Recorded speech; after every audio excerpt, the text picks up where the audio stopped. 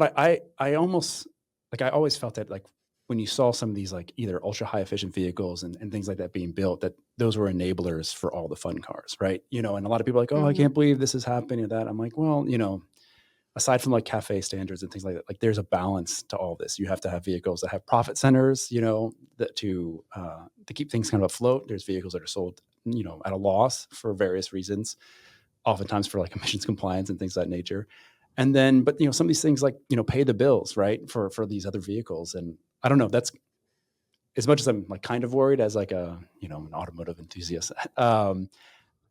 I kind of feel like, if anything, we'll see maybe a swing in some ways the opposite way. Even if you're not driving a car every day, in some ways that frees up time or money to work on something that you like, that you're passionate about.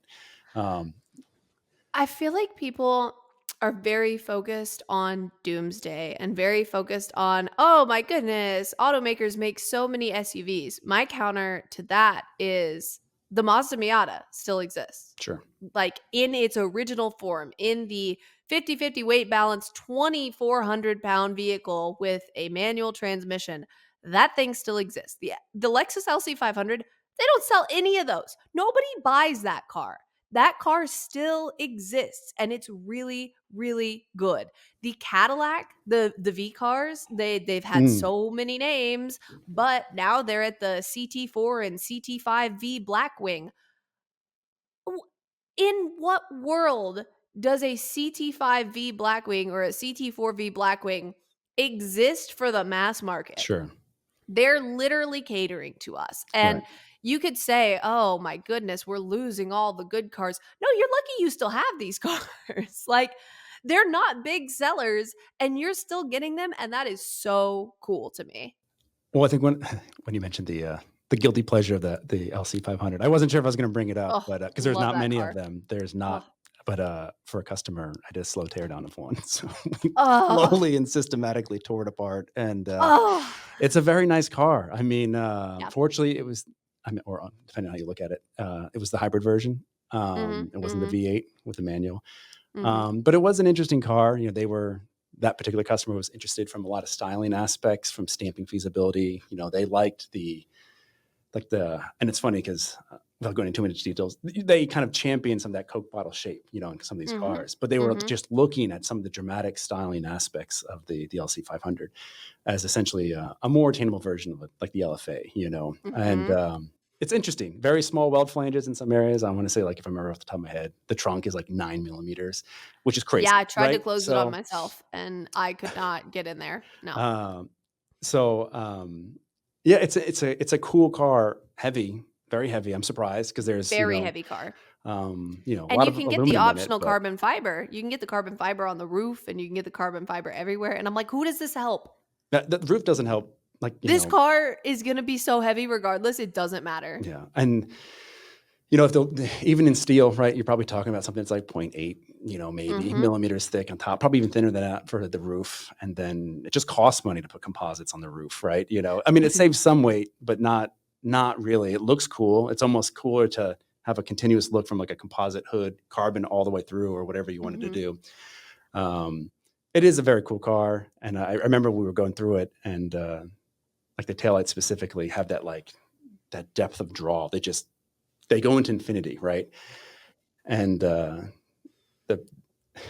they're like, please don't show this to the product design guys, because they're going to ask us to package this thing, and it's an absolute nightmare. And the first thing they Mhm. came down, like, where are the taillights? And they're like, they're over there. But it was interesting. It was a cool car. I had saw that you were quite fond of it, and I want to say there's 5,000 of them that they made, like, at least that one year. I don't know if they're even in production still anymore. I just know they I don't build have a the lot of stat them. I have the stat somewhere. They are still in production, and I Okay, think the stat is they sell about 1,200 a year. that Um, doesn't surprise me. yeah, don't quote me on that, but I think that's the stat. I think, like, a couple of years ago, they sold 1,219 or something.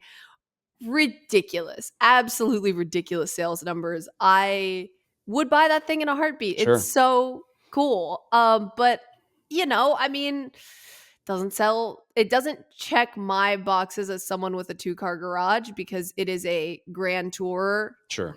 and I'm going to have a practical car and a sports car, not Right. combined, but it works for a lot of people because that is such a cool car and it looks like a spaceship. I love it. Yeah, and I mean, I like the automotive industry has ruined me. Like there was things I just don't Mhm. even think about, before, 10, 15 years ago, but when I get in a car, now I'm like, someone gets a new car, I look at all the gaps, I'm pressing, I'm pulling on things. I'm like, "Ooh, it Always. squeaks." And that's one thing I would argue just over the last 10 years, cars have gotten so good. Like in general. Like they have Yeah, they problems. are. There's lots of recalls. COVID was a hard time to build cars.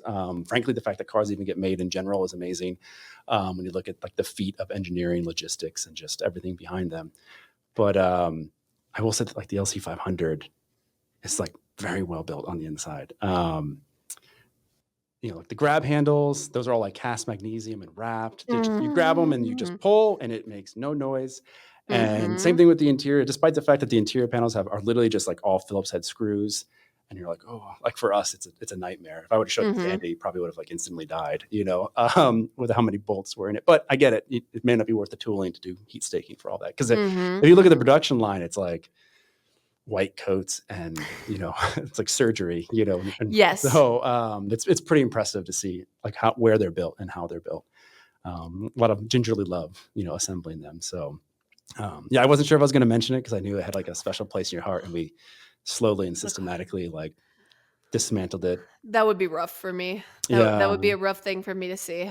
Yeah, and after they like tested the body for modal testing, then we started cutting up like pieces of it to see what Oh. all the layering, like one whole side of it just peeled off, and Oh. just to see how it was built, and Oof.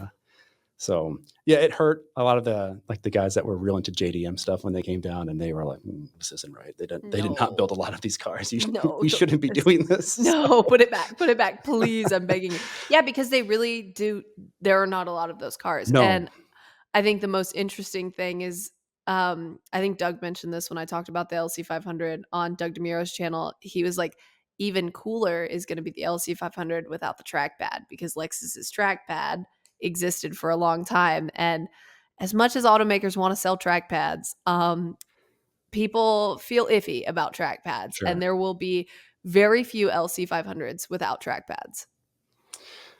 Yeah, I mean that's interesting, right? Like with the like what is it, the Model 3 Highland, no stalks, and I was like, Mhm. oh, I like everything about it besides. I Mhm. get it. I mean, but I can do the shifter on the center console. That's fine. No Mhm. problem with the Model S. It's a little Mhm. weird, but you just got to get used to it. I'm not sure I can get used to the no stock thing. It's interesting to see some of these human to machine interface decisions that are being made, and I'm all for change. And when you look at like just where things are going in general, there's in general less buttons. A lot of interfaces are touchscreen and simplified, and just kind of layers to them, and there's a lot to be said. Like for us, we were advocating for some of that stuff for years. When you would look at like some of the bill of material costs for stuff like old timey vehicles at this point, but you'd be like engine, transmission, body, Harman Kardon stereo. It's like the fifth line item for how much money was in this thing, and you're like, Yeah. do we really pay this much for this? And you're like, every bit of that, and they want more money next year. Yeah. And that was one of the things we were advocating, like, oh, everyone has these cell phones, right? So can we not like leverage some of that stuff and get some of that content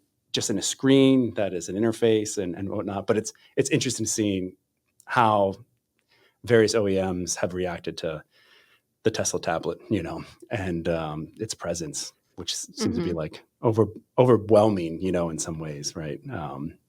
I With drove new a cars. Sequoia the other day that Okay. had a tablet the size of my laptop. I have a 13-inch MacBook, Yeah. and I held up the MacBook to the tablet, and it was the same Same size size. It might have been a as the MacBook. Mac. It Yeah. honestly might have been a MacBook.